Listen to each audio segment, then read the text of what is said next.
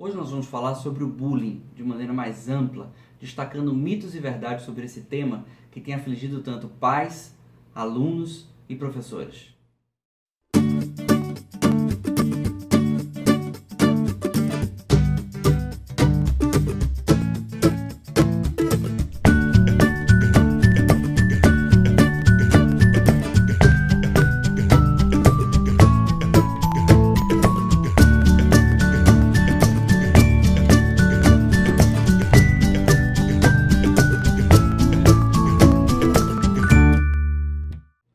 Os mitos e verdades sobre o bullying quase sempre aparecem de maneira paradoxal.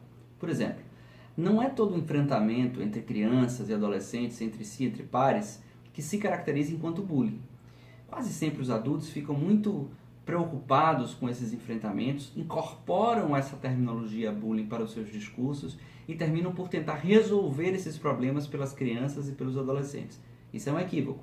Essas são situações importantíssimas das crianças e dos adolescentes viverem, porque eles estão treinando como eles vão solucionar conflitos ao longo da vida.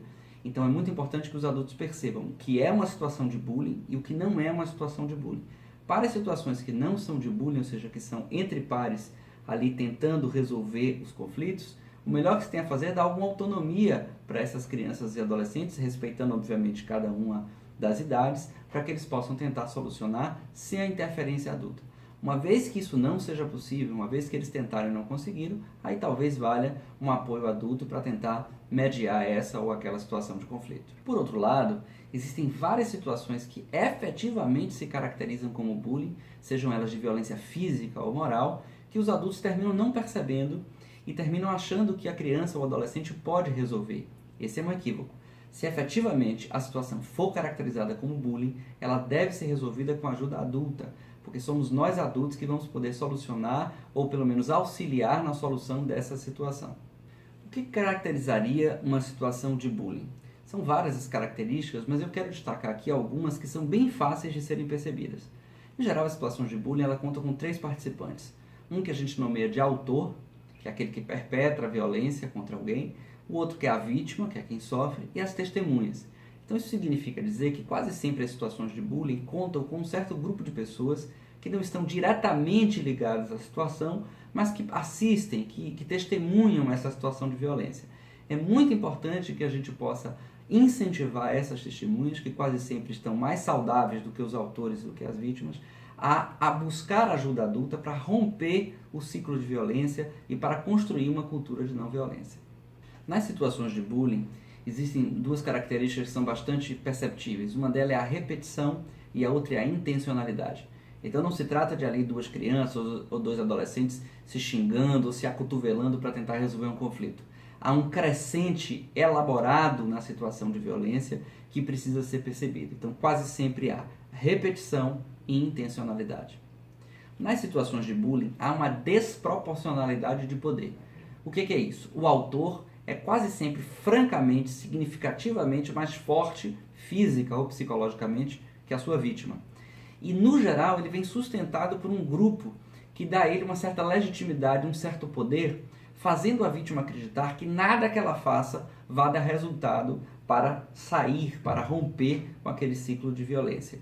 Em geral, as pessoas que sofrem bullying, elas têm muito receio de buscar ajuda, porque eles acreditam que se buscarem ajuda adulta, além de não terem o problema solucionado, eles podem ter retaliações, ou seja, sofrer mais violência por parte dos autores. Então, se essas características estiverem presentes, é muito importante que essas pessoas possam ter ajuda de adultos. A única condição para resolver uma situação que já está estabelecida como situação de bullying, sem que haja maiores danos para a vítima, para os autores e para as testemunhas, é contar com adultos que possam mediar essa situação. Se houver essas 3 características e você, pai ou você, professor, perceber, é muito importante que você faça uma intervenção para ajudar as pessoas que estão participando de uma situação como essa de violência moral ou física. Então, qual que é o cenário mais comum em situações de bullying? No geral, o que a gente vê é que os pais precisam ensinar esses garotos, esses adolescentes e crianças a respeitarem o que é público, a entenderem que o que é público também tem uma relação com o privado, a respeitar a diferença, a tolerar a diversidade.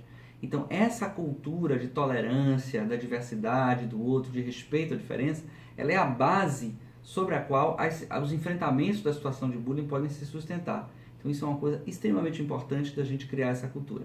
A gente só vai se dar conta disso, no mais das vezes, quando o meu filho ou seu filho está envolvido numa situação de bullying, seja seja na condição de autor, seja na condição de vítima. Isso significa dizer que o bullying ele está preso num ciclo nefasto de violência. Então não adianta a gente nem criminalizar, ou seja, fazer um discurso policialesco sobre esse autor, e nem patologizar a situação de violência no bullying. É muito importante perceber que tanto o agressor quanto a vítima eles precisam de ajuda. São crianças, são adolescentes, precisam de proteção e precisa se entender que um garoto que agride e humilha um par, da mesma maneira que um garoto que é humilhado, eles precisam de ajuda. Obviamente que são tipos de ajudas diferentes, mas nós não podemos polarizar as nossas intervenções em casos de situação de bullying que tenham crianças ou adolescentes envolvidos. Então, em resumo, a ideia que eu queria transmitir é: não vamos transformar qualquer situação de enfrentamento em situação de bullying, mas não vamos banalizar situações de violência que realmente sejam caracterizadas como tal. É muito importante que a gente entenda que nós, como adultos, nós temos um papel social de proteção, de garantia de proteção a crianças e adolescentes. O que quer dizer, grosso modo, que seu filho é problema meu e meu filho é problema seu. Nós temos que assumir essa postura. Não vamos esperar que os nossos filhos sofram ou atuem numa situação de bullying para tomar alguma providência. Nós precisamos ajudar a construir uma cultura de não violência. E uma cultura de não violência passa fundamentalmente por parar de admitir como coisas normais o revide a agressões físicas, a intolerância à diversidade, né, os xingamentos na internet, as publicações de vídeos íntimos como se isso fosse uma coisa normal, as selfies que os amigos fazem de seus amigos quando estão numa situação de vulnerabilidade por excesso do consumo de álcool. Ou seja, nós temos que demonstrar que esse tipo de situação está na base de uma cultura que propaga a violência. E é essa cultura que propaga a violência que produz situações de bullying. Não são os nossos meninos e meninas que estão fazendo bullying. É a nossa sociedade que está se construindo de uma maneira que favorece a imersão dessas situações e dessas características. Portanto, somos nós, adultos, que temos a melhor condição de enfrentar o bullying da sua melhor forma, que não é tratando o bullying, porque uma vez que o bullying acontece, os envolvidos já estão em franco sofrimento. A melhor maneira de atuar contra o bullying é fazendo uma prevenção, é construindo uma cultura de não violência. Sigam o nosso canal, acompanhe a gente nas redes sociais. Esse é um canal interativo, portanto, mande suas dúvidas, sugestões, questões que falem sobre a relação de pais e filhos, e até o próximo vídeo.